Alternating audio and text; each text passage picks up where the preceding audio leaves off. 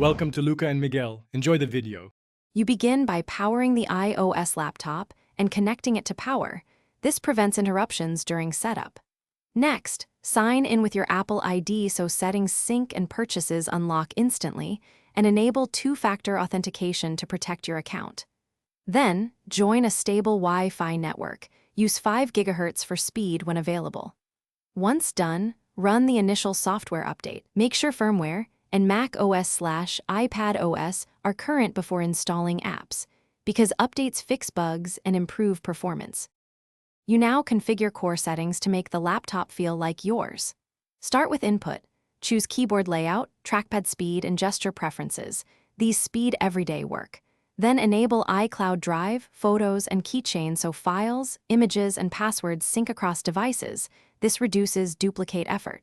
After that, review privacy and location permissions per app.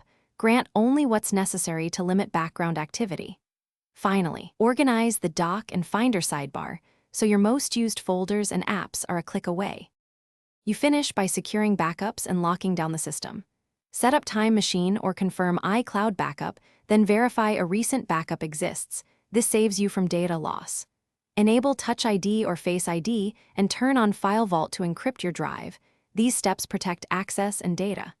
Update apps from the App Store and declutter storage with the built-in optimizer to keep performance smooth.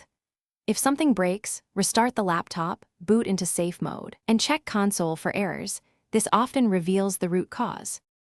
Thanks for watching and please subscribe. It's the best investment you'll ever make.